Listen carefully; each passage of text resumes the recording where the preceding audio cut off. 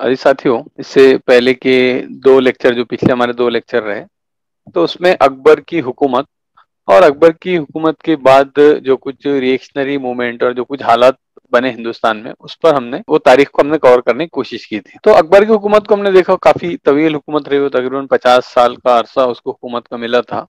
और उसके हुकूमत का आखिरी जमाना, बिलखुसूस उसके आखिरी 15-20 साल, तो उसकी बहुत बड़ी सल्तनत, एक मजबूत सल्तनत स्टेबल हो गई थी, उसको इस्तेकाम हासिल हो गया था। और आखिरी 15-20 सालों में जो कुछ उसने मजहब के ताल्लुक से जो इल्हाद उसने परवान चढ़ाया, दीन इलाही के नाम से नया दीन बनाया, तो तमाम चीजें जो है आखिरी दौर में उसके वजूद पजीर हुई। उसके रद्द अमल के तौर पर हिंदुस्तान के अंदर बहुत सारे आहियाई तहरीकें जो है उठी। तो सबसे पहली जो आहिया परस्त तहरीकी थी वो हिंदुओं की थी। उसके रिएक्शन में हमने देखा कि मुस्लिम रिनाइसेंस या मुस्लिम आया परस्त तहरीक जो नक्शबंदिया सिलसिले के थ्रू हजरत मुहज्जद अल्फ सानी के जमाने में, तो यहाँ तक की तारीख हमने कवर की थी। अब आज उसके आगे की तारीख हम कवर करेंगे। तो आज का जो हमारा लेक्चर है वो period of Jahangir and Shahjahan है। लेकिन उससे पहले एक इम्पोर्टेंट फैक्टर जो हमको कवर करना है, जो हमारे आखिरी लेक्चर में रहेगा, कि मुस्लिम डाउनफॉल क्यों हुआ। तो उस यानी किसी भी कौम का जो डाउनफॉल होता है, यानी एक आदमी की जिंदगी में 10 साल, 15 साल, 20 साल तो काफी इंपॉर्टेंट रहते हैं, लेकिन एक कौम की जो जिंदगी में रहता है उसके जो नतायज आते हैं वो 100, 150, 200 या कभी कभी 500 साल की जो कुछ कोशिशें रहती उसके नतीजे में आती। तो हिंदुस्तान का जो डाउनफॉल हुआ वो ऐसा नहीं कि सडनली मुस्लिम एम्पायर का डाउनफॉल हो गया, बल्कि काफी पहले से, यानी हम देखेंगे कि उसके असरात रोनुमा शुरू होना शुरू हो गए थे। तो अकबर का आखिरी जो जमाना था, उस जमाने से हम देखते हैं कि बहुत सारे ऐसे स्टेप्स थे जो लिए जाने चाहिए थे लेकिन वो नहीं लिए गए, और उसके सबब बाद में मुस्लिम स्टेट का डाउनफॉल हुआ। तो अब बात के जो हालात है वो तो हम बाद में करेंगे, लेकिन इंशाल्लाह अकबर का जो आखिरी जमाना था उसमें एजुकेशन की क्या सूरत हाल थी उस पर हम गुफ्तगू करेंगे। अकबर का जो जमाना था वो मुगलिया सल्तनत का एजुकेशन के एतबार से, एडमिनिस्ट्रेशन के एतबार से, टेक्नोलॉजी इम्प्रूवमेंट के एतबार से हम देखते हैं कि वो उस अपने पीक पर था, वो हाईएस्ट जो है वो उसका जमाना था। बल्कि ना सिर्फ ये कि मुगलिया सल्तनत, हिंदुस्तान की जितनी हुकूमतें रही उनके बिल मुकाबिल भी जो है अकबर का दौर सबसे बेहतरीन दौर कहा जा सकता। इंडिया का जो कल्चर है, उसका ट्रेडिशन, उसका एडमिनिस्ट्रेशन, यहाँ तक कि उसकी जो इकोनॉमिकल पॉलिसीज भी थी, वो भी पूरी दुनिया, बल्कि यूरोप से भी वो बेहतर थी।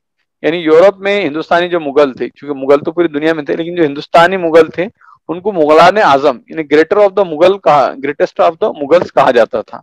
तो ये मुगलों की हैसियत वहां पर थी, उनका जीडीपी जबरदस्त था, पॉलिटिकल पावर उनके पास बहुत ज्यादा थी, मिलिट्री पावर थी। लेकिन हम देखते हैं कि सडनली उसका डिक्लाइन हो गया, यानी 200 साल के बाद ऐसा हुआ कि ना वो सिर्फ यूरोप को कॉम्पीट करने के लायक रह गया, बल्कि वो यूरोप के एक कंट्री की कॉलोनी बन गई। यानी ये बहुत ही रिवर्स सिचुएशन हुई। तो ऐसा क्यों हुआ, ये क्या इसकी वजह रही, तो इस वजह को अगर हम समझने की कोशिश करेंगे तो मौलाना मौदूदी अल्लाह रहमान ने उस पर काफी अच्छी गुफ्तगू डाली है कि यहाँ पर जो कुछ डेवलपमेंट हुआ उसके मुकाबले यूरोप में क्या हुआ। तो उनकी जो किताब है तजदीद व आयादीन, हिस्ट्री ऑफ रियलिस्टिक मूवमेंट, उसमें वो कहते हैं कि जिस दौर में हमारे यहाँ शाह वलीउल्लाह साहब, शाह अब्दुल अजीज साहब और शाह इस्माइल पैदा हुए, उसी दौर में यूरोन करून अवस्था, मिडिवल एज की नींद से बेदार होकर नई ताकत के साथ उठ खड़ा हुआ, और वहां इल्म फन के मुहक्किकीन, मुक्तशफीन और मौजिदीन इस कसरत से पैदा हुए कि उन्होंने एक दुनिया की दुनिया बदल डाली।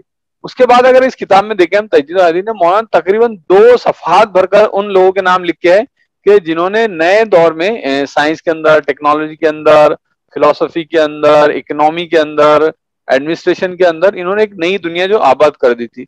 तो 2 सफात भर के मौलाना ने अलग अलग साइंसदानों के और सोशल साइंटिस्ट के नाम उसमें लिखे हैं। उसके बाद मौलाना कहते हैं, मौलाना मौदूदी अल्लाह रहमा, कि जिन्होंने अखलाकियात, अदब, कानून, मजहब, सियासियत और तमाम उलूम इमरान पर जबरदस्त असर डाला और इंतहाई जुर्रत और बेबाकी के साथ दुनिया कदीम पर तनकीद करके नजरियात और अफकार की एक नई बुनियाद डाली। प्रेस के इस्तेमाल, इशाअत की कसरत, असालीब बयान की नुदरत और मुश्किल इस्तिलाही जबान के बजाय आम फहम जबान को जरिए इज़हार ख्याल बनाने की वजह से उन लोगों के ख्यालात नहायत वसी पैमाने पर फैले। उन्होंने महदूद अफराद को नहीं बल्कि कौमों को बहैसियत मजमू मुतासिर किया। उसकी वजह से क्या हुआ, ज़हनियत बदल दी, अखलाक बदल दिए, निज़ाम तालीम बदल दिया, नजर हयात और मकसद जिंदगी बदल गया।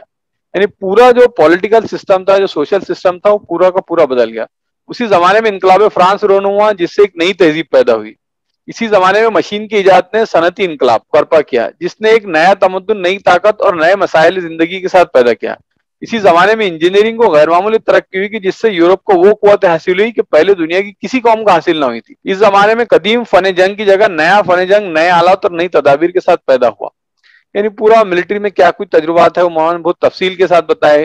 ये छोटे तोप बने और वो पूरी तफसील बताई कि किला शिकन तोपें पहले से बहुत ज्यादा ताकतवर तैयार की गई। कारतूस की इजाद ने नई बंदूकों के मुकाबले पुराने तोड़ेदार बंदूकों को बेकार करके रख दिया। इसका नतीजा यूरोप में तुर्कों को और हिंदुस्तान में देसी रियासतों को जदीद तर्ज के मुकाबले में मुसलसल शिकस्तें उठाने पड़ी और आलम इस्लाम के ऐन कल्ब पर हमला करके नेपोलियन ने मुट्ठी भर फौज से मिस्र पर कब्जा कर लिया। यानी ये सूरत हाल थी पूरी दुनिया की, यानी यूरोप के अंदर। ऐसे वहां रिनाइसेंस हो गया। यानी ये रिनाइसेंस ने क्या किया कि पूरे जो यूरोप है उसको बदल दिया। लेकिन हम देखें तो मोहम्मद ये 18वीं सदी की बात कर रहे हैं, 18वीं और 19वीं सदी की। यानी मौलाना जब फसल पक गई और उसके बाद जब नतायज आना शुरू हुए तो उन नतायज की बात कर रहे हैं, उन रिजल्ट्स की बात कर रहे हैं। लेकिन उस फसल का बीज यानी वो प्रोडक्ट कब बनना शुरू हुआ था, तो अगर हम देखें तो वो प्रोडक्ट एक्चुअल में अकबर के जमाने में बना हुआ था। यानी एक तरफ हम देखें कि यूरोप में ये तब्दीली आ रही थी, दूसरी तरफ इंटरनेशनल लेवल पे मुस्लिम सोसाइटी का क्या हाल था। यानी मंगोल ने ऐसा नहीं था कि सिर्फ मुसलमानों की पॉलिटिकल पावर खत्म की, उन्होंने ओवरऑल मुसलमानों को डिस्ट्रॉय कर दिए थे। यानी खवारिज्म, बुखारा, खिरासान, ईरान और बगदाद के इल्मी मरकजों की वीरानी, कुतुब खानों, मदरसों, तजुर्बा गांवों की तबाही और उलमा के कत्ल इंतशार से इल्म का शिराजा इस तरह बिखरा कि फिर उसकी बहाली ना हो सकी। बल्कि इल्म और तहजीब के पुराने गहवारों में इतनी देर बर्बरियत और सफाकाना जहालत का दौर दौरा रहा कि हिम्मत पस्त हो गई और ख्यालात बदल गए। मुगलों की तबाकारियों से पहले और बाद के हालात पर, यानी मुगल से मुराद है मंगोल की तबाकारियों से पहले और बाद के हालात पर गौर करे तो ऐसा नजर आता है कि वो सांचा जिसमें अल बैरूनी जैसे मौकिकीन और साइंसदानों के जहन ढलते थे हमेशा के लिए टूट गया। वाकफियत पसंदी की जगह फरारियत और इल्म की जगह तसव्वुफ को फरोग हुआ। इल्म का मफहूम बहुत महदूद हो गया। यानी नए उलूम अखज करना तो एक तरफ, जवाल बगदाद से पहले जो उलूम राइज थे वो भी मतरूक व मरदूद हो गए। जहन गोया मफलूज हो गए और जो लोग अहले इल्म कहलाते थे उनका मनता मकसूद हक की तलाश न रहा बल्कि एक नुक्ता नजर की तरवीज रहा। तो ये बड़ी तब्दीली हो गई। यानी एक तरफ यूरोप जो है वो जाग गया और मुसलमान मंगोल के हमले के बाद आलमी सतह पर जो है उनके यहाँ इल्म इल्म के लेवल पर जवाल आ गया। अगर हम देखें यूरोप में क्या हुआ, यूरोप में हम देखते हैं कि वहां बहुत सारी नई नई यूनिवर्सिटीज बनी। और ये यूनिवर्सिटीज कैसे बनी, बेसिकली पहले मदरसे थे, यानी पहले वहां दीनी उलूम दिए जाते थे, फिर वहां धीरे धीरे मॉडर्न उलूम उसमें इंक्लूड होना शुरू हो गए और बाद में डेवलप होते होते वो फिर ऑक्सफोर्ड, कैम्ब्रिज, वो सारी यूनिवर्सिटियां बनना शुरू हुई। फिर दूसरा, यानी पहली चीज तो यूनिवर्सिटीज थी, दूसरा यूरोप में बहुत बड़े पैमाने पे ये काम हुआ कि वहाँ प्रिंटिंग प्रेस जो है वो ईजाद हो चुकी थी। तो प्रिंटिंग प्रेस की ईजाद से ये हुआ, यानी पहले जमाने में ये हुआ करता था प्रिंटिंग प्रेस से पहले कि किताबें सिर्फ किसी अमीर आदमी के पास, किसी नवाब के पास हुआ करती थी और वही किताबें जो है वो लोग रेफर किया करते थे। लेकिन प्रिंटिंग प्रेस के बाद ये हुआ कि किताबें तमाम लोगों को अवेलेबल आ गई। यानी इल्म को फैलाने का सबसे बड़ा और सबसे इफेक्टिव जो सोर्स है लोगों को मिल गया। तो उसकी वजह से ये हुआ कि यूरोप में जो है रेनेसांस आया, यानी कि प्रिंटिंग प्रेस की वजह से। अब दूसरी अगर हम देखें कि अकबर जो था, तो अकबर और उसकी पूरी टीम बड़ी बड़ी बातें करती थी कि हम रैशनलिस्ट के चैंपियन हैं, हम इल्म को फैलाना चाहते, हम विजडम की कदर करते और ये सारी चीजों को हम दुनिया में आम करना चाहते। लेकिन खुद और जो यूरोप में डेवलपमेंट हो रहे थे वो ऐसा नहीं था कि अकबर या अबुल फजल या उसके दौर के लोग वाकिफ नहीं थे, ये सारी चीजें उनके सामने हो रही थी। और ये जितनी चीजें थी, ये जो तरक्कियात दुनिया के अंदर वकूफ पजीर हो रही थी, वो देख रहे थे, पुर्तगीज उनके सामने थे और ये सारी चीजें उनके इल्म में थी। उसके बावजूद भी इन्होंने इसकी तरफ कोई ध्यान नहीं दिया। बल्कि अकबर जो है, अकबर और उसकी टीम आखिरी जमाने में पूरे मजहबी मसाइल के अंदर और रिलीजियस कॉन्फ्लिक्ट के अंदर उलझ के उन्होंने और ज्यादा हिंदुस्तान में कॉम्प्लेक्सिटीज पैदा कर दी। जबकि उसके मुकाबले हम देखते हैं कि यूरोप ने जो है वो मजहबी झगड़ों से वो बाहर आ गया और बाहर आने के बाद उसने मजहब का दायरा एक मुतय्यन करा और दुनिया का दायरा मुतय्यन करा और इस तरह उनका रिनेसांस आया। फिर अकबर के अप्रोच की वजह से उसने ये क्या किया कि रिलीजन को इतना ज्यादा क्रिटिसाइज किया कि जो रिलीजियस लोग थे, मजहबी लोग थे, उनके अंदर मॉडर्न एजुकेशन से एक दर्जे की नफरत पैदा हो गई। यानी आप देखिए कि मुजहिद अल्फ सानी जो उस जमाने के सबसे जहीन और फतीन आदमी थे और जिन्होंने खुद मैथमेटिक्स और अलजबरा पढ़ा था, तो एक मकतूब में अपने वो लिखते हैं, यानी रैशनलिस्ट लोगों के बारे में या उस जमाने के जो मॉडर्न एजुकेटेड लोग थे उनके बारे में, ये लोग बहुत ही बेखुद और बेवकूफ है और उनसे ज्यादा कमीना और बेवकूफ वो शख्स है जो उनको दाना और अक्लमंद जानता है। उनके मुंतजिम और मुरतबा उलूम में एक इल्म हिंसा है, यानी ज्योमेट्री, जो महज लायानी और बेहुदा और लाताइल है। भला मुसल्लस के तीनों जाविया कायमा के साथ बराबर होना किस काम आएगा, और शक्ल उरूसी और माफूनी जो इनके नजदीक बड़ी मुश्किल है और जान का, ये किस गर्ज के लिए। यानी वो कहते हैं कि जो ज्योमेट्री और राइट एंगल के जो उसके तीनों जाविये जो है एक जैसे रहेंगे तो उससे इंसानियत का क्या फायदा होगा। तो ये जो अप्रोच था ये बहुत ये रिएक्शनरी अप्रोच था जो मुस्लिम उलमा का वहां पर हुआ। ये अकबर और उसके जो साथी जो जिनका मॉडर्निस्ट अप्रोच था उसके रिएक्शन में। तो अकबर ने एक लेवल का मॉडर्न उलूम के लिए रिएक्शन जो है हिंदुस्तान में पैदा कर दिया। उसके अलावा दूसरे भी रीजंस रहे। यानी एक बहुत बड़ा रीजन हम देखते हैं कि जो भी हिंदुस्तान में लोग भाग कर आए थे, यानी खवारिज्म से, खुरासान से, या बाद में ईरान से, इराक से, यानी पूरी मुस्लिम दुनिया से, तो वहां उसमें बड़े बड़े साइंटिस्ट भी आए, रिसर्च स्कॉलर्स भी आए।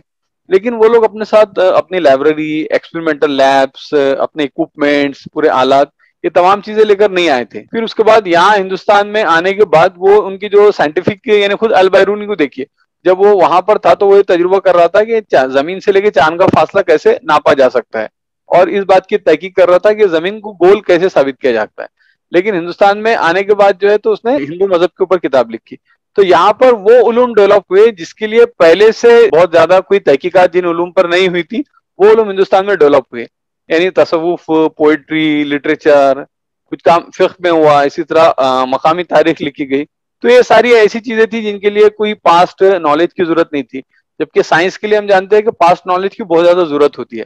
तो ये जितने लोग बाहर से आए इनके पास लैब और ये सारी फैसिलिटीज नहीं थी, तो इसलिए भी हिंदुस्तान में साइंटिफिक जो उलूम है वो ज्यादा डेवलप नहीं हो पाए। इसलिए हिंदुस्तान में एक ऐसा माहौल जो बगदाद या गरनाता तो खैर में बहुत बड़ा बात हो जाएंगी, लेकिन बुखारा और खिवारिज्म जैसा माहौल भी मुगलिया सल्तनत के जमाने में डेवलप नहीं हुआ। यानी खुद अकबर ने कोई यूनिवर्सिटी नहीं बना पाया। यूनिवर्सिटीज तो खैर एक बड़ी बात है, उससे पहले फिरोज तुगलक के जमाने में या मोहसिन गौरी के जमाने में जो मदरसे कायम किए गए थे, यानी फिरोजिया या मोइजिया मदरसा, अकबर वैसे भी मदरसे कायम नहीं कर पाया। बल्कि जब प्रिंटिंग प्रेस हिंदुस्तान में उसके वेस्टर्न कोस्टल एरिया में जब पहली मरतबा प्रिंटिंग प्रेस छापा खाना लगा, और वहां से प्रिंटेड की हुई किताबें जब अकबर के सामने आई, तो अकबर ने उसको डिस्कार्ड कर दिया। उसने कहा कि नहीं, इससे अच्छी जो है वो प्रिंटिंग हमारी पुरानी है।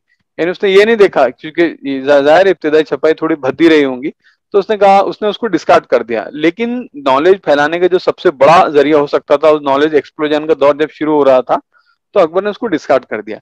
इसलिए अकबर के जमाने में जो किताबें तर्जुमा हुई, अगर हम उसका भी गौर करें, तो सिर्फ 2 या 3 किताबें ऐसी मिलती है जो वाकई मैथमेटिक्स से रिलेटेड या फिजिक्स या साइंस से रिलेटेड थी।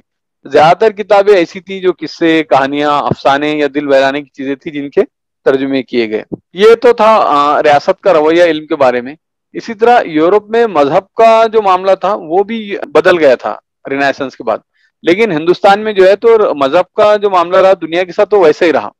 यानी रूद कौसर में मोहम्मद इकराम साहब ने लिखा है कि अहद अकबरी के आखिर में सिलसिला नक्शबंदिया का आगाज हुआ, जो शरा से करीब था, यानी शरीयत से, और जिसकी तालीम ज्यादा मुदव्विन और तंजीम ज्यादा पुख्ता थी। उससे मुतअद्दिद अहम फायदे रुनवा हुए, लेकिन सवाल तो मासिराना मगरबी तरक्कियों से मवाजने का है।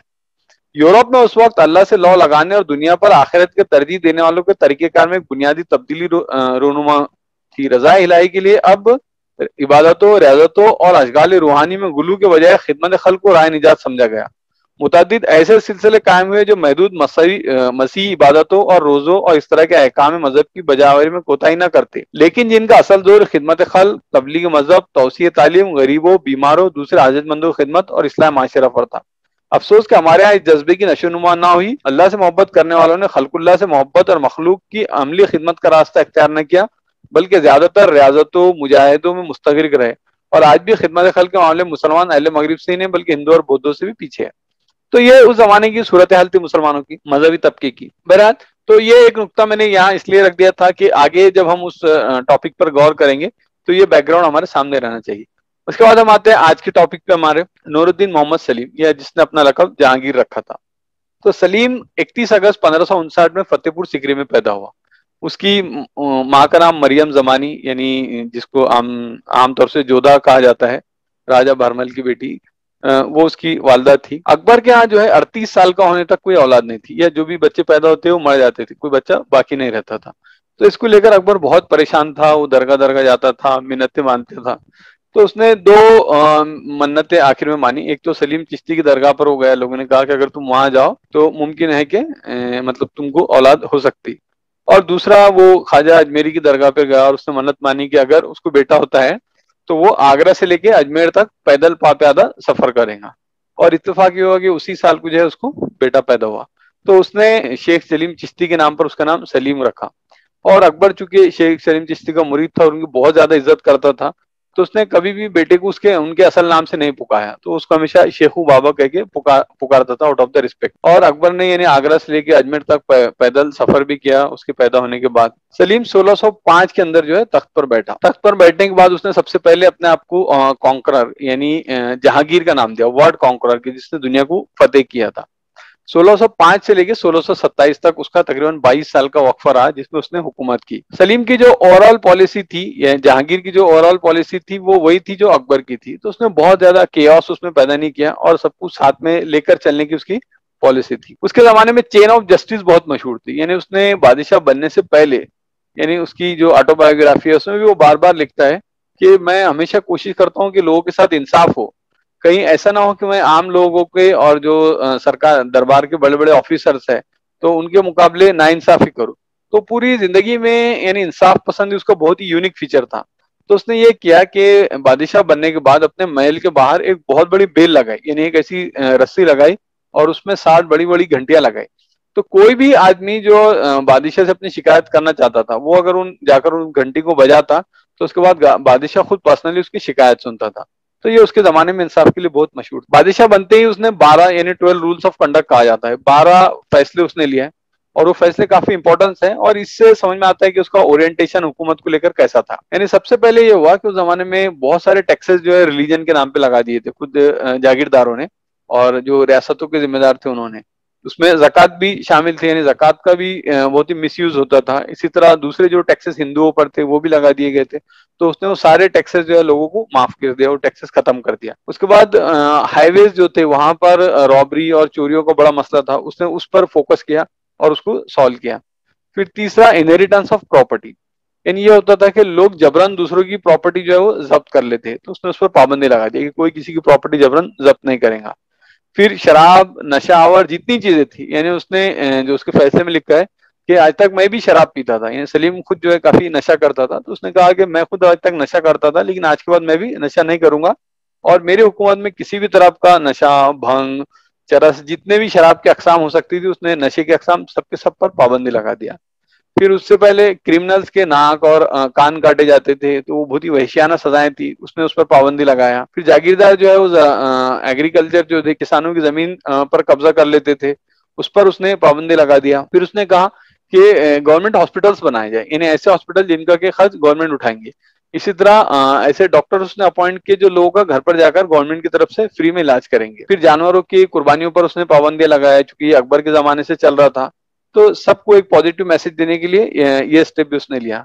फिर जो उसकी जागीर में जो लोग शादियां करते थे जबरन, उस पर उसने पाबंदी लगा दी। फिर बहुत सारे रूल जो है जो मनासिब थे वो उसने डिस्ट्रीब्यूट किए, जो लोगों ने उसको सपोर्ट किया था उनको उसने बड़ी पोजीशंस दिया और जो लग सकता था ये लोग बागी है उनको साइडलाइन किया। फिर उलमा इकराम जो आयम्मा इकराम थे उनकी जमीनें यानी वक्फ वगैरह के फैसले उसने किया और जितने कैदी थे उनको सबको उसने रिहा कर दिया। तो ये 12 रूल उसके मशहूर है। सलीम के बनने के बाद जो सबसे पहली बगावत हुई वो खुद उसके अपने बेटे की तरफ से थी, यानी उसको कहा जाता है प्रिंस खुसरो। प्रिंस खुसरो का जो कैरेक्टर है हिंदुस्तानी सियासत में, दो कैरेक्टर मुगलिया हिस्ट्री में यानी ऐसे काफी कंट्रोवर्शियल भी आप कह सकते हैं। मुस्लिम हिस्टोरियंस उनको थोड़ा सा निगेटिव लिखते, जो मेन स्ट्रीम हिस्टोरियंस है वो उनको पॉजिटिव लिखते। उसमें से एक है खुसरो और एक है दारा शिकोह। खुसरो का आइडियल अकबर था और खुसरो असल में जहांगीर का यानी सलीम का सबसे बड़ा बेटा था। जहांगीर की शादी काफी अर्ली एज में हो गई थी, 15 साल के अंदर, जो राजपूत राजा भगवान दास था उसकी बेटी से। उसकी शादी के कुछ साल बाद ही यानी 3 साल बाद या 4 साल बाद जो है उसका बेटा खुसरो पैदा हुआ। तो ये उसका सबसे बड़ा बेटा था। लेकिन खुसरो की जो रिलीजियस अंडरस्टैंडिंग थी वो वही थी जो अकबर की रिलीजियस अंडरस्टैंडिंग थी और अकबर उसका आइडियल था। लेकिन हिस्टोरियंस ने लिखा है कि अकबर के अंदर दूसरी जो क्वालिटीज थी, यानी दूसरे मजाहब के लोगों को साथ में लेकर चलना, वो बेहतरीन वॉरियर्स था, लोगों से खुशमिजाजी के साथ मिलता था, बहुत रॉयल था, सखी था, बहुत खर्चा करता था, लोगों को अपने से करीब कर लेता था, लोगों के प्रॉब्लम को समझता था। तो ये सारी क्वालिटीज भी खुसरो के अंदर थी। दूसरी बात यह हुई कि मान सिंह जो था, जाहिर है वो उसका रिलेटिव था, उसने उसको सपोर्ट किया। और अजीज कोका खान खान जो था, ये हालांकि बड़ा सरदार था और अकबरी इलात को खत्म करने में इसने अच्छा रोल प्ले किया था, लेकिन ये खुसरो का ससरा था, उसका फादर इन लॉ था। तो ये दोनों की प्लेयर थे अकबर के, जो उसके सपोर्ट में आ गए। और खुसरो को यानी हुकूमत के जितने दूसरे तबकात थे, यानी हिंदू और दूसरे लोग, उन सबका काफी बड़ा सपोर्ट था। तो उसके आखिरी जमाने में ये लोगों ने काफी, यानी मान सिंह ने और अजीज कोका, ये दोनों ने मिलकर बहुत सारी साजिशें की कि किसी तरह जहांगीर को पकड़कर उसको गिरफ्तार करके कत्ल कर दिया जाए, लेकिन हर बार जो उसकी साजिशें जो है नाकाम हो गई। उसके बाद उन्होंने ये किया कि जब अकबर बहुत ज्यादा बीमार हुआ तो दरबार दरबार के जितने उमरा थे उनको बुलाया और उन्होंने कहा कि देखो हम ये करते हैं कि जहांगीर शराबी है, उसके अंदर वो क्वालिटीज नहीं है, वो हुकूमत नहीं चला सकता, तो इसके बिलमुकाबिल प्रिंस खुसरो ऐसा है कि जिसमें बहुत अच्छी सिफात है और हम उसको रूलर बना सकते हैं। लेकिन चगताई तातार का जो रूल था उसके मुताबिक कभी भी बाप की मौजूदगी में बेटा रूलर नहीं बन सकता था। तो खुद अकबर ने भी और उसके दरबार के जितने ऑफिसर्स थे उन्होंने भी ये तजवीज को रिजेक्ट कर दी। फिर अकबर के दरबार में एक बहुत ही स्ट्रॉन्ग कैरेक्टर था फरीद खान, जो मुजद्दिद अल्फसानी शेख अहमद सरिंदी का मुरीद था।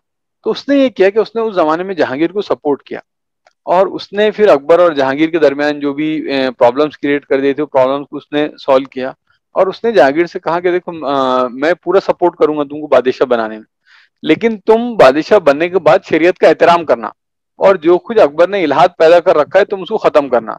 तो जहांगीर खुद पर्सनली भी ये फील करता था कि उसका बाप जो है मजहब के मामले में बहुत ज्यादा आगे चला गया और उसने अबुल फजल को जो कत्ल कराया तो उसका वन ऑफ द रीजन ये भी था कि उसको लगता था कि उसके बाप की बेदीनी के पीछे अबुल फजल का भी हाथ है। तो जहांगीर ने वादा किया कि मैं तख्त पर बैठने के बाद शरीयत का पूरा लिहाज करूंगा और वाकई तख्त पर बैठने के बाद उसने जो कुछ अकबर ने फैलाया था दीनी इलाही उसने उसको खत्म किया। जो भी मजहब के ताल्लुक से जो उसके वादे थे वो सारे वादे उसने पूरे किए। हालांकि उसने हिंदुओं पे जुल्म नहीं किया, लेकिन जो कुछ इस्लाम पर जुल्म हो रहा था उस जुल्म को उसने, मुसलमानों पे जो जुल्म हो रहा था वो उसने खत्म किया। अब जहांगीर उसके बाद राजा बन गया। जहांगीर के राजा बनने के बाद खुसरो आगरा से फरार हो गया और वो लाहौर चला गया और लाहौर जाते जाते उसने पूरे रास्ते भर से फौज जमा की और 12,000 लोगों की एक बड़ी फौज उसने जमा कर ली। और कई ऐसे सूफी थे जो नक्शबंदिया सिलसिले से नहीं थे लेकिन दूसरे सिलसिलों से, और इसी तरह कई हिंदू जोगी थे, वो सबके सब जो है खुसरो के सपोर्ट में आ गए। जहांगीर ने इसको काफी सीरियसली लिया और वो खुद मैदान जंग में आया और बाप और बेटे के दरमियान जबरदस्त लड़ाई हुई और लाहौर के करीब जहांगीर की फौज ने उसको शिकस्त दे दी। खुसरो को उसने कैद कर लिया और उसके जितने सपोर्टर्स थे, लीडिंग सपोर्टर, उसने सबको कत्ल कर दिया और वो खुसरो को भी कैद करने वाला था, लेकिन फरीद खान और दूसरे लोगों ने उसको बचा लिया। कई सूफीस भी थे, कई जोगी थे जिनको के जहांगीर ने कत्ल किया खुसरो को सपोर्ट करने के इल्जाम में। लेकिन एक गलती जो कर बैठा, गुरु अर्जन जो थे यानी 5वें गुरु सिखों के, उसने उनको भी उसमें कत्ल कर दिया। वो इंशाल्लाह हम आगे कवर करेंगे। उसके बाद हम देखते हैं कि जहांगीर के जमाने में उसकी मिलिट्री सक्सेस क्या रही। अकबर के जमाने में तकरीबन हिंदुस्तान फतेह हो गया था, लेकिन बाज इलाके ऐसे थे जो अकबर की पहुंच से बाहर थे और बहुत ज्यादा कोशिश के बावजूद भी फतेह नहीं हो रहे थे। तो उन इलाकों को जहांगीर ने फतेह किया। यानी सबसे पहले बंगाल, बंगाल का जो इलाका था वहां पर अफगानों की एक बड़ी फौज मौजूद थी और वो बार बार बगावतें करते थे और मुगल फौज के लिए उनको फतेह करना बहुत मुश्किल हो गया था अकबर के जमाने में। तो जहांगीर ने सबसे पहले ये किया कि बंगाल पर उसने हमला किया और अफगानों की जितनी फौज थी 1612 के अंदर उसने बड़े पैमाने पर उनको शिकस्त दे दी। लेकिन जहांगीर जो है उसके अंदर भी पॉलिटिकल मैच्योरिटी बहुत ज्यादा थी। तो उसने ये किया कि उसने जब देखा कि अफगानों को हम हर बार हराते हैं उसके बाद फिर ये बगावत के लिए खड़े हो जाते हैं, तो उसने किया कि अफगानों को जो अपने अंदर मर्ज कर लिया और उसने बहुत सारे जो अफगान थे उनको अपने दरबार के अंदर की पोजीशंस दी और इस तरह उनको गवर्नमेंट के अंदर असिमुलेट कर लिया। और अफगान मुगल लड़ाई जो शेरशाह के जमाने से है, बल्कि उससे भी पहले सिकंदर लोदी के जमाने से जो चली आ रही थी, उसका खात्मा जहांगीर ने किया। दूसरा बड़ा जो चीज जहांगीर ने फतेह की वो मेवाड़ था। यानी अकबर के जमाने में महाराणा प्रताप से कई लड़ाइयां अकबर की हुई, लेकिन मुगल फौज जो है उसको कॉन्कर करने में कामयाब नहीं हुई थी। तो जहांगीर ने इसको उस जमाने में तो सीरियस नहीं लिया, लेकिन खुद अपने जमाने में उसने काफी सीरियस लिया और चित्तौड़ पर उसने चढ़ाई की मेवाड़ के ऊपर। बहुत खूनी जंगे हुई, दोनों तरफ के सैकड़ों लोग मारे गए। उसके बाद जो है दोनों लोगों ने, यानी जहांगीर ने सिर्फ ये नहीं कि जंग की बल्कि उसने डिप्लोमेसी भी साथ में जारी रखी। तो जब जंग काफी भारी पड़ने लग गई तो महाराणा प्रताप का बेटा राणा अमर सिंह, जिसको कि राणा प्रताप ने मरते वक्त वादा लिया था कि तुम मुगलों को कभी सरेंडर नहीं करोगे, लेकिन उसने बाद में जहांगीर के साथ पीस पैक्ट साइन कर लिया। लेकिन सबसे टफ फाइट जो है जो अकबर के जमाने में भी रही थी और जहांगीर के जमाने में रही वो दक्कन में थी। तो उस वक्त दक्कन में जो प्राइम मिनिस्टर था मलिक अंबर, मलिक अंबर जो है हिंदुस्तानी पॉलिटिक्स में यानी मिडिवल हिस्ट्री में हम देखते हैं कि जो बेहतरीन स्टेट्समैन जो पैदा हुए तो one of the best statement उसको कहा जाता है। तो मलिक अंबर अहमदनगर जो रियासत थी उसका प्राइम मिनिस्टर था। अगर हम उसकी जिंदगी देखें तो मौजूदा जमाने का जो यूथोपिया है, चूंकि मलिक अंबर हबशी था, यूथोपिया में उसका पैदाइश हुई, फिर वहां पर बचपन ही में उसको बेच दिया गया। उसके बाद उसने इस्लाम में कन्वर्ट हुआ और उसके बाद उसको लड़ाई करने के लिए यानी हिंदुस्तान में भेज दिया गया। फिर उसके बाद ये हुआ कि जिस जिस आदमी ने उसको खरीदा था उसके इंतकाल के बाद उसकी बीवी ने उसको फ्री कर दिया। तो वहां से आने के बाद वो सुल्तान ऑफ बीजापुर के पास गया और वहां उसने काफी अच्छा अपना एडमिनिस्ट्रेशन, अपनी स्किल्स दिखाई। तो वो उससे बहुत मुतासिर हुआ, उसको मलिक का खिताब दिया। फिर उसके बाद मलिक अंबर ने निजाम शाही हुकूमत जो अहमदनगर में थी 1607 से लेकर 1627 तक, वहां पर उसने अपनी खिदमत दी। इस पीरियड के अंदर जो है तो वहां का जो रूलर था वो कठपुतली रूलर था और असल हुकूमत जो थी वो मलिक अंबर के पास थी। तो उसने ये किया कि 150 की उनकी आर्मी थी, उसको उसने बहुत बड़ी यानी 7,000 की आर्मी बहुत मुख्तसर वक्त में बनाया।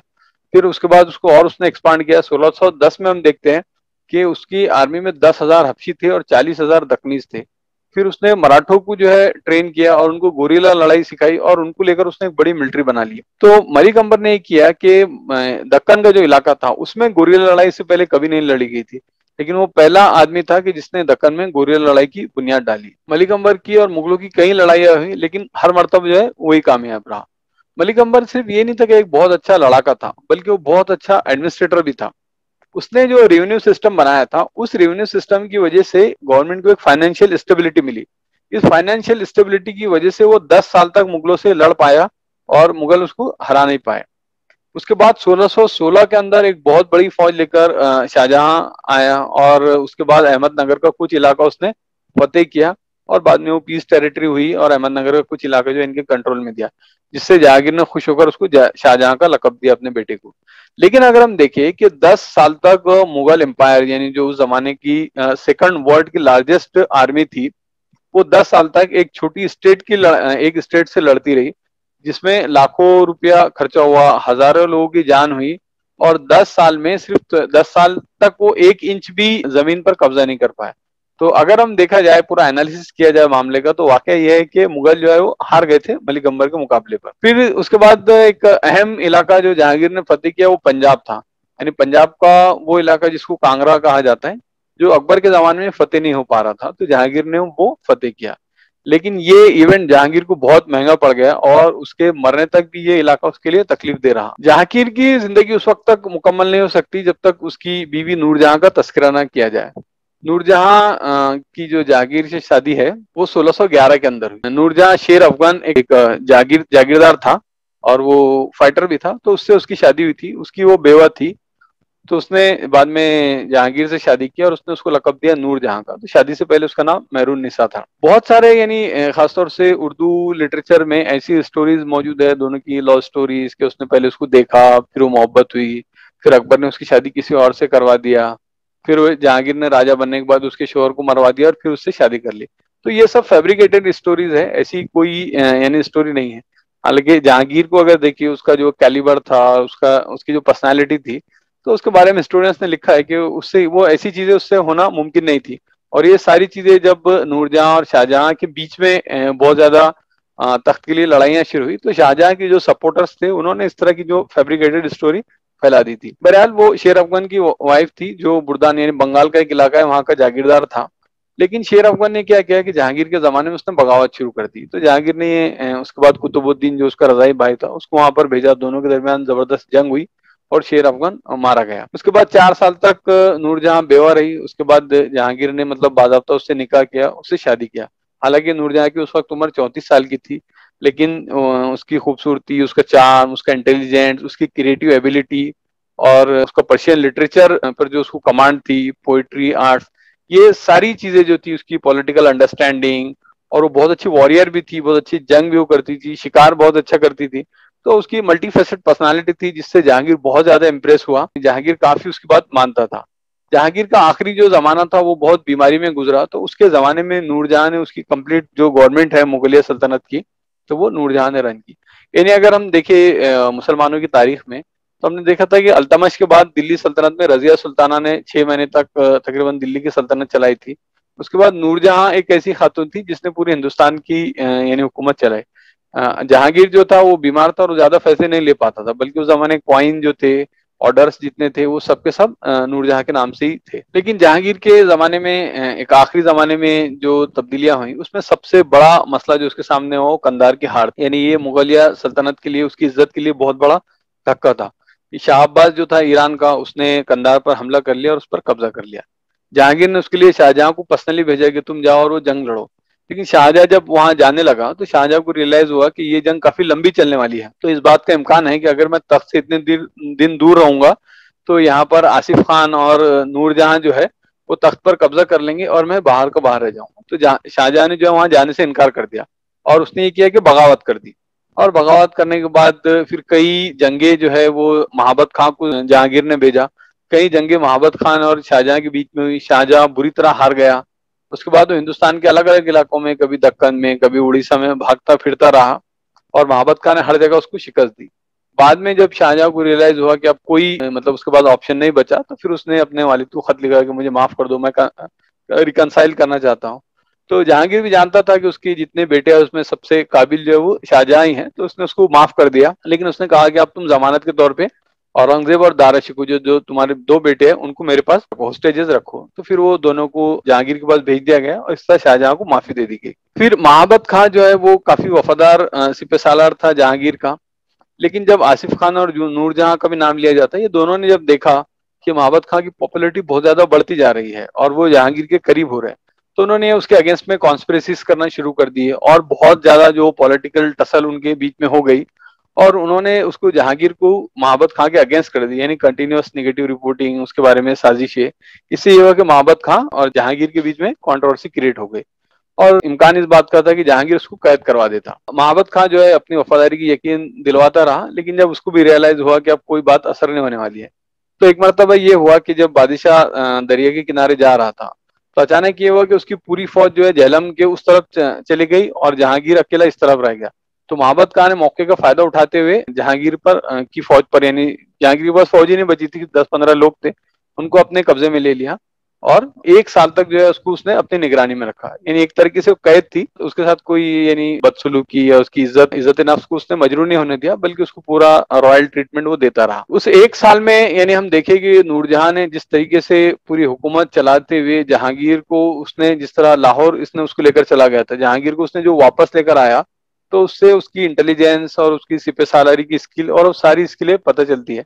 तो उसने बहुत ही गैर मामूली तरीके से अप्रोच करके, यानी काफी डिटेल, ऐसे मैं यहाँ उसको कवर नहीं कर रहा हूँ, लेकिन उसने बहुत गैर मामूली तरीके से जहांगीर को वापस लेकर आया 1 साल के बाद। 28 अक्टूबर 1627 को जहांगीर का इंतकाल हो गया। जहांगीर की शख्सियत अगर हम उसको कंक्लूड करेंगे तो काफी वो कॉम्प्लेक्स पर्सनालिटी थी। असल में जहांगीर का मसला ये था कि वो इमोशंस के मामले में हमेशा एक्सट्रीम पर जाता था। यानी ओवरऑल वो बहुत ही रहमदिल था, सेंसिबल था, काइंड हार्टेड था, लेकिन कभी कभी बहुत सख्त जुल्म वो लोगों पे कर देता था, बड़े सख्त वो फैसले लेता था। तो मुगलों के मिजाज में एक्सट्रीमिज्म था और वो कहीं ना कहीं झलकता था। जैसे अकबर का एक्सट्रीमिज्म रिलीजन में निकला, उसी तरह जहांगीर का एक्सट्रीमिज्म जो है तो वो इमोशंस में निकला। कहीं वो बहुत सख्त सजाएं दे देता था और कहीं बहुत ज्यादा काइंड हार्टेड हो जाता था। लेकिन ओवरऑल उसकी पर्सनालिटी, हिस्टोरियन ने उसको पॉजिटिव लिए वो किया है। जस्टिस के लिए उसको बहुत पैशन था, उसने इंसाफ को कायम, हिंदुस्तान में उसने इंसाफ कायम करने में उसकी काफी मिसाल दी जाती है। उसका एस्थेटिक सेंस जो है वो बहुत बेहतरीन था। वो खुद एक पेंटर था, आर्ट, लिटरेचर, नेचर, ये सारी चीजें को पसंद करता था। उसके जमाने में लिटरेचर भी खूब जो है वो तैयार हुआ। जहांगीर के बाद शाहजहां तख्त पर बैठा, लेकिन शाहजहां के लिए सिचुएशन इतनी सिंपल नहीं थी। जिस वक्त जहांगीर का इंतकाल हुआ उस वक्त शाहजहां दक्कन में था और इस बात का इम्कान था, यानी खुसरो और परवेज जो दो बेटे थे जहांगीर के, दोनों पहले ही एक्सपायर हो गए थे। लेकिन उसका प्रिंस शहरियार जो था, तो इस बात का इम्कान था कि वो चूंकि उसको नूरजहां का सपोर्ट था तो वो तख्त पर बैठ सकता था। आसिफ खान जो था, जो नूरजहां का भाई था और जहांगीर का साला था, वो शाहजहां का फादर इन लॉ था, यानी उसका खुसर था। तो उसने ये किया कि उसने फौरन शाहजहां को खत लिखा कि तुम सीधा नौत आ जाओ, तुम सीधा आगरा आ जाओ, यहाँ पर हम तुम्हारी तख्त नशीनी कर देंगे। ये मुमताज महल का बाप था जिसकी याद में शाहजहां ने ताजमहल बनाया था। फिर उसने शाहजहां को मैसेज भेजा। दूसरी तरफ उसने ये किया कि उस वक्त तक तख्त अगर खाली रहेगा तो लोग किसी न किसी को बैठा देंगे। जाहिर है दक्कन से वहां तक जाने में तो एक 6 महीने का अरसा लग ही जाएगा। तो उसने ये किया कि दावर बख्श जो था एक कमजोर शहजादा था, तो खुसरो ने ये किया कि उसको जबरन तख्त पे बिठा दिया। हालांकि दावर बख्श बैठना नहीं चाहता था, आसिफ खान ने उसको जबरन तख्त पे बिठा दिया, क्योंकि दावर बख्श को मालूम था कि जैसे ही शाहजहां आएगा ये लोग मुझे कत्ल कर देंगे। लेकिन उसको जबरन बिठा दिया गया ताकि तख्त वो खाली पड़ा न रहे। उसके बाद जैसे ही शाहजहां वहां पर आया तो फिर उसको कैद में डालकर अंदर कर दिया गया। शाहजहां ने जिस तरीके से तख्त हासिल किया तो वो थोड़ा उसको हिस्टोरियंस निगेटिवली उसको पिक्चराइज करते हैं और थोड़ा निगेटिवली था भी, यानी इससे पहले तैमूरी खानदान में हमने ऐसा देखा है कि तैमूर में ये मामला था कि जब बाप मरता था तो उसकी पूरी सल्तनत बेटों में तकसीम हो जाती थी। यानी बाबर के बाद हुमायूं ने भी तकसीम किया, हुमायूं के बाद अकबर तो अकेला था, और जहांगीर के मामले में भी ऐसे ही हुआ। लेकिन शाहजहां ने ये किया कि उसने नूरजहां को बहुत ज्यादा कैरेक्टर असैसिनेट किया, उसके बारे में गलत अफवाहें फैलाई, उसकी पूरी पर्सनालिटी को जो है दागदार कर दिए, उसकी बुनियाद पर पूरे अफसाने लिखे गए।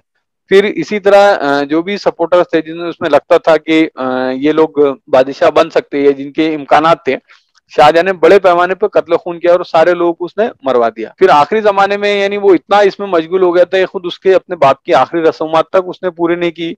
नूरजहां अकेली थी जिसने ले जाके जहांगीर की तदफीन और वो सारी चीजें की। तो शाहजहां कहा जाता है कि वो पहला रूलर था कि जिसने तख्त के लिए कत्ल खून किया। लेकिन जाहिर है दुनिया मकाफात अमल है, फिर उसकी नस्ल में फिर वो सारी चीजें उसके सामने कुछ सालों के बाद उसके सामने वहां पर आ गई। फिर उसने नूरजहां को भी बहुत ज्यादा साइडलाइन कर दिया, उसका कैरेक्टर असैसिनेट नहीं किया। लेकिन हिस्टोरियंस ने उसको बहुत अच्छे से वो किया है कि नूरजहां बहुत ही अक्लमंद थी, हाजिर जवाबी थी, उसके अंदर सलीका शायरी थी, वो आर्टिस्ट थी, उसका सेंस ऑफ ह्यूमर बहुत अच्छा था। उसके किसी भी काम काम में जो है ईरानी तहजीब और तमद्दुन की वो जीती जागती तस्वीर थी। तो हिस्टोरियंस ने नूरजहां की जो पर्सनालिटी है उसको काफी पॉजिटिवली लिखा है। उसकी आखिरी जिंदगी जो है वो बहुत गरीबी के अंदर गुजरी। यानी आसिफ खान जो उसका भाई था जिसको उसने बहुत प्रमोट किया, उसने बाद में उसको साइडलाइन किया। लेकिन आखिर में फिर शाहजहां को रियलाइज हुआ कि मैंने एक खातून के साथ इतना कुछ किया, तो बाद में उसने उसको पेंशन जारी कर दिया था। लेकिन उसने अपनी आखिरी जिंदगी बहुत खामोशी से गुजारी और खामोशी से इस दुनिया से वो चली गई। आखिरी टॉपिक जो आज का हम कवर करेंगे, जो जहांगीर के जमाने में शुरू हुआ और बाद में एक बड़ा मसला जो मुगलिया सल्तनत के लिए बना, वो था सिख मूवमेंट। सिकंदर लोदी की तारीख में हमने देखा था कि वहां भक्ति मूवमेंट शुरू हुआ था। फिर भक्ति मूवमेंट जो अमलन कन्वर्ट हुआ वो सिखिज्म में कन्वर्ट हुआ। गुरु नानक साहब जो थे, जिनका 1459 में जन्म हुआ और 1539 में इनका इंतकाल हुआ, ये असल में सिखिज्म के फाउंडर हैं। तो नानक यानी अब जो इलाका पाकिस्तान के अंदर आता है वहां पर वो पैदा हुए, लाहौर के करीब। बेसिक एजुकेशन लेने के बाद उन्होंने फारसी, चूंकि उस जमाने की अहम लैंग्वेज थी, फारसी लैंग्वेज सीखी। और उसके बाद एक मुस्लिम स्कॉलर थे सैयद हसन, उन्होंने उनसे इस्लाम की तालीमात ली। 27 साल की उम्र तक उन्होंने जॉब की। फिर उसके बाद जब उनकी शादी हो गई, 2 बच्चे हो गए, उसके बाद अचानक उनको एहसास हुआ कि जो हक है वो मुझे मिलना चाहिए, तो उसकी तलाश में वो निकल गए। और उसके बाद कहा जाता है कि उन्होंने तकरीबन दुनिया के बड़े बड़े हिस्सों का, यानी इधर नेपाल तक वो गए, दूसरी तरफ बगदाद, सऊदी अरब के ताल्लुक से भी कहा जाता है कि वहां भी हो गए। और मुस्लिम दुनिया के जितने बड़े बड़े स्कॉलर्स थे उन्होंने उनसे भी मुलाकात की, बुद्धिस्ट स्कॉलर से मुलाकात की, हिंदुइज्म का उन्होंने बहुत ज्यादा मुताला किया। तो पूरी दुनिया में वो घूमते रहे और अलग अलग लोगों से मुलाकातें करते रहे, उनसे डिबेट करते रहे, और वो सीखते रहे कि मजहब क्या है और उसकी हकीकत क्या है। तो ये तकरीबन उनका 30 साल का अरसा था। फिर अपनी जिंदगी के आखिरी हिस्से में करतारपुर, जो पंजाब है, जो पाकिस्तान में इलाका आता है, वहां पर उन्होंने डेरा डाला और अपने आखिरी जिंदगी वहीं पर उन्होंने गुजारी। गुरु नानक की अगर हम देखें कि उनकी बेसिक टीचिंग्स क्या थी, तो उनकी टीचिंग्स हमें ये समझ में आती है कि वो इस्लाम से काफी करीब, यानी देखिए सबसे पहले वो तौहीद पर बहुत ज्यादा फोकस करते कि खुदा एक ही है। फिर उसके बाद यानी खुदा से किसी आदमी को ताल्लुक कायम करने के लिए उसको किसी रिचुअल्स की या किसी पुरोहित, पंडित या प्राइस्ट की जरूरत नहीं है। आदमी रास जो है वो खुदा से अपना ताल्लुक कायम कर सकता। फिर उनका जो बहुत ही सोसाइटी को रेडिकल थॉट प्रोसेस था, और कास्ट सिस्टम या जेंडर इक्वलिटी, यानी कास्ट सिस्टम को उन्होंने बहुत ज्यादा क्रिटिसाइज किया, कहा कि नहीं सब इंसान जो है वो बराबर है। इसी तरह जो तफरीक की जाती थी, औरतों पे सती किया जाता था, उनको जिंदा जला दिया जाता था, उस पर भी उन्होंने बहुत क्रिटिसाइज किया। फिर अल्कोहल, पोक, आइडल वर्शिप, इनकारनेशन, शिर्क, ये सारी चीजों जो है उन्होंने उनकी तालीमात में बहुत उभर कर आती है, ये सारी चीजें को उन्होंने क्रिटिसाइज किया। तो हम देखते हैं कि गुरु नानक का जो कॉन्सेप्ट ऑफ सिखिज्म था वो इस्लाम से बहुत ज्यादा मुतासिर था। और वो कहा करते थे कि मजहब के अंदर रूहानियत नहीं होनी चाहिए, यानी मजहब ऐसा नहीं कि आदमी जाके सिर्फ ज्ञान ध्यान करता रहे, बल्कि मजहब वो है जो इंसान को प्रैक्टिकल लाइफ में जिंदा रखे।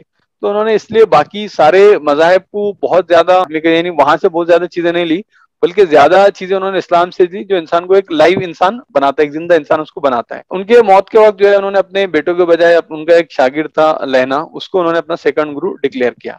बाद में उन्होंने गुरु अंगद के नाम से वो मशहूर है, गुरु अंगद देव। इनका जमाना 1504 से लेकर 1552 था। तो ये 27 साल की उम्र में पहली मर्तबा गुरु नानक से मिले और पहली मुलाकात में वो उनके शागिर्द बन गए। फिर उनके काफी वो करीब रहे और इनके बहुत ज्यादा कंट्रीब्यूशन सिखिज्म में माने गए। जैसे लंगर जो है, कि यानी बिल्कुल कम्युनिटी से ऊपर उठकर हर तरह के इंसानों की खिदमत के लिए लोगों को खाना खिलाया जाए गुरुद्वारे के अंदर। तो ये गुरु अंगद ने शुरू करवाया और उसके बाद उन्होंने गुरु अमरदास को अपना सक्सेसर बनाया। यानी ये भी उनके बेटे नहीं थे बल्कि उनके स्टूडेंट थे। तो गुरु अमरदास को उन्होंने अपना डिक्लेयर किया कि ये थर्ड गुरु होंगे। तो सिखों में 10 गुरु मशहूर है, तो उसमें से थर्ड गुरु गुरु अमरदास थे। उन्होंने ये क्या किया कि गुरु अमरदास ने और ज्यादा प्रैक्टिकल चीजें मजहब के अंदर शामिल की। तो उन्होंने अपने फॉलोअर्स को कहा कि वो सुबह उठे, सुबह उठने के बाद वो मेडिटेट करे, खुदा से अपना ज्ञान ध्यान अपना ताल्लुक जो है वो मजबूत करे। फिर उन्होंने सती के खिलाफ बहुत मूवमेंट चलाया, जिसमें हिंदू औरतों को जिंदा जलाया जाता था, उसके खिलाफ काफी स्ट्रिक्ट एक्शंस उन्होंने लिए। फिर उसके बाद उन्होंने मंजी यानी अलग अलग जोन्स जो है उन्होंने बनाए, यानी सिखिज्म का एडमिनिस्ट्रेशन उनका यूनाइट ऑर्गेनाइजेशन उन्होंने कायम किया। फिर उन्होंने एक चीज जो सिखों में उस जमाने से शुरू की कि वो अपनी तनख्वाह का अपनी सैलरी का 10% जो है वो चैरिटी करेंगे रिलीजन के लिए। तो उस जमाने से सिख जो है वो 10% अपनी सैलरी का गुरुद्वारे को देते हैं। अकबर उनसे मिला क्योंकि अकबर की पॉलिसी थी वो तमाम मजाहब को साथ में लेकर चलना चाहता था, लेकिन उन्होंने खुद जाकर अकबर को रिसीव नहीं किया, बल्कि उसको कहा कि तुम गुरुद्वारे में आओ तो बिल्कुल एक आम आदमी की तरह आओ, कोई तुमको यहाँ पर स्पेशल ट्रीटमेंट नहीं दिया जाएगा, आम आदमी की तरह आओ, आम आदमियों की तरह बैठो और आम आदमियों की तरह खाना खाओ। तो अकबर ने बिल्कुल उसको फॉलो किया। फिर बाद में अकबर ने उनको काफी डोनेशन देना चाहा तो उन्होंने उससे इनकार कर दिया। उसके बाद गुरु रामदास चौथे गुरु बने। तो गुरु रामदास का मेन कंट्रीब्यूशन ये है कि उन्होंने अमृतसर में अकबर ने उनको 500 बीघा जमीन जो है बहुत ही सस्ते में 700 रुपए में उस जमाने के एक बड़े तालाब के चश्मे के साथ उन्होंने दिया। गुरु रामदास ने ये फोकस किया कि सिखों के अंदर उन्होंने बहुत ही मेहनत करना, जफाकशी जिंदगी गुजारना, जॉब करना और गरीबी जो है इसके खिलाफ उन्होंने कैंपेन चलाया और ये कहा कि सिख कम्युनिटी जो है वो ज्यादा इकोनॉमिकली स्टेबल होना चाहिए। तो ये उनका अच्छा कंट्रीब्यूशन माना गया। पांचवे जो थे गुरु अर्जन, यहाँ से जो है कॉन्फ्लिक्ट शुरू होता। तो गुरु अर्जन जो थे इन्होंने फाउंडेशन रखा गोल्डन टेम्पल का अमृतसर के अंदर। फिर उन्हीं के जमाने में जितनी किताबें थी सिखों की वो कंपाइल हुई और अब जो गुरु ग्रंथ साहब के नाम से जो किताब है वो उनके जमाने में कंपाइल हुई। वो होली बुक है जो इससे पहले के जितने गुरुज है उनके कोटेशन उसमें जमा कर दिए गए। अब गुरु अर्जन बहुत ही रिलीजियस पर्सनैलिटी थे। यहाँ तक जो भी सिखिज्म का सफर था वो बहुत ही स्पिरिचुअलिटी से भरपूर था और उसमें काफी प्रैक्टिकल चीजें रखी गई थी। लेकिन जहांगीर का बेटा बगावत करके जब यहाँ से निकला तो उसने लाहौर जाने से पहले वो गुरु अर्जन से मिला। अब जाहिर बात है एक गुरु थे और इनके पास एक शहजादा आया तो उन्होंने उसको भी मुलाकात की और उसको भी उसके लिए भी दुआएं की। लेकिन जहांगीर ने उसको बहुत निगेटिव ले लिया। हालांकि गुरु ने उसको बहुत उसको क्लैरिफिकेशन दिया, लेकिन जहांगीर ने उनको बहुत भारी जो है यानी बहुत ज्यादा तावान उनके ऊपर रखा और कहा कि ये तुम पे करो, और उनकी पूरी प्रॉपर्टी उसने छीन ली। लेकिन ये हुआ। अब इसमें दो अप्रोच है। यानी कहा जाता है कि उस जमाने में जो वहां पर जो जहांगीर का यानी उस शहर का जो जिम्मेदार था ये उसकी गलती थी, बाद लोग कहते हैं कि जहांगीर की थी। यानी इन गुरु अर्जन की जो मौत हुई बहुत ही दर्दनाक तरीके से हुई। कहा जाता है कि 5 दिन तक जो है उनको बर्तन गर्म करके पानी में उसमें जलाया जाता था और बाद में उनकी लाश जो है वो झेलम दरिया के अंदर फेंक दी गई। तो इनकी मौत ने सिखिज्म की पूरी हिस्ट्री जो है वो चेंज कर दी। यानी एक ऐसी कम्युनिटी जो पीस लविंग थी और जो यानी एक लाइव जिंदगी गुजारती थी और इस्लाम से बहुत ज्यादा करीब थी, उसके बाद वो मुगल एम्पायर और मुसलमानों के खिलाफ हो गई। उनके बेटे जो बहुत छोटे थे गुरु हरगोबिंद यानी उनकी उम्र उस वक्त 11 साल की थी जब वो उसके बाद छठे गुरु जब वो बने, तो उनकी जो जिंदगी थी फिर उन्होंने सिखिज्म यानी उनके वालिद ने उनको किया था कि अब तुम जो है अपने लिए ताकत जमा करो। तो उन्होंने क्या है कि सिंबॉलिक तौर पे वो 2 तलवारें रखना वहां से उन्होंने शुरू की। यानी एक तलवार को मिरी कहा जाता है, एक को क्री, यानी एक स्पिरिचुअलिटी की निशानी थी और एक पावर की निशानी। यानी 2 तलवारें वहां पर रखना उन्होंने शुरू किए। फिर उन्होंने ये किया कि अमृतसर के अंदर एक बड़ा अकाल तख्त बना है जिसको कहा जाता है the throne of the timeless one. इस अकाल तख्त के जो सबसे हाईएस्ट अथॉरिटी रहती जिसको यानी जमीन के ऊपर अथॉरिटी ऑफ द खालसा, यानी सिखों की कलेक्टिव बॉडी है जो उनके पूरे फैसले लेती, ये उन्होंने कायम किया। गुरु खुद पर्सनली मार्शल आर्ट जानते थे। फिर मुगल एम्पायर की तरफ से उनके वालिद पर जो कुछ जुल्म हुए तो उसके बाद इनको भी 14 साल के लिए जेल में डाल दिया गया। हालांकि इनकी उम्र 13 साल की थी, उसके बाद 12 साल के लिए जेल में ये रहे। 12 साल के बाद जेल से बाहर आए वो, और उसके बाद उन्होंने किया कि एक पावर बेस बनाना शुरू किया पंजाब के अंदर और सिखों का मिलिटराइजेशन जो है वहां से शुरू किया। फिर उन्होंने सिखों को जमा किया, उनको मिलिट्री ट्रेनिंग देना शुरू किया और उसके बाद सिखों के शाहजहां के जमाने में इनकी 4 बड़ी जंगें हुई और चारों मरतबा जो है मुगल फौज इनके इनके हाथ से शिकस्त खा गई। मुगल फौज को इन्होंने शिकस्त दी। लेकिन उसके बाद शाहजहां ने बहुत कोशिश की कि पॉलिटिकली भी इस प्रॉब्लम को सॉल्व किया जाए और उसने कई यानी इनके जो दूसरे गुरु थे, जो इनके जानशीन बनने वाले थे, उनको पैसे देकर मुगलों के सपोर्ट में जो है उनसे स्टेटमेंट लिए, लेकिन उसका कोई सॉल्यूशन नहीं निकला और सिखों ने वो तमाम लोग जो प्रो मुगल थे उनको जो है कुर्सी से हटा दिया। तो वहां से लेकर फिर हम देखते हैं कि औरंगजेब के जमाने में ये टसल और ज्यादा आगे बढ़ गई। तो ये जो जहांगीर की एक गलती थी और उसके बाद शाहजहां की जो बारहा गलती हुई, तो एक ऐसी गलती थी कि सिख जो कि मुसलमानों से अपनी एजुकेशन की यानी उनके जो रिलीजियस एजुकेशन थी उसकी बेस पर वो इस्लाम से बहुत ज्यादा करीब थे, लेकिन मुस्लिम रूलर्स की क्या कहेंगे हम के गैर हकीमाना तरीके से या उनकी बेवकूफियों की वजह से एक ऐसी मजबूत कम्युनिटी हिंदुस्तान की वो मुसलमानों के खिलाफ हो गई और औरंगजेब के जमाने में ये टसल और ज्यादा बढ़ गई। तो इस तरह सिखिज्म यानी मैंने अभी 6 उनके जो पहले गुरु थे वो आपके सामने रखा। इंशाल्लाह बाद के जो गुरु है और औरंगजेब के जमाने में उनके जो टसल रहा तो अगले लेक्चर्स में इंशाल्लाह हमारे सामने आएगा। तो ये अकबर के बाद के जमाने की यानी शाहजहां और जहांगीर की तारीख थी। तो असल में आज शाहजहां का भी दौर कवर करना था, लेकिन काफी लंबी वो हिस्ट्री है, इंशाल्लाह अगले लेक्चर में हम उसको कवर करेंगे। जज़ाकल्लाह।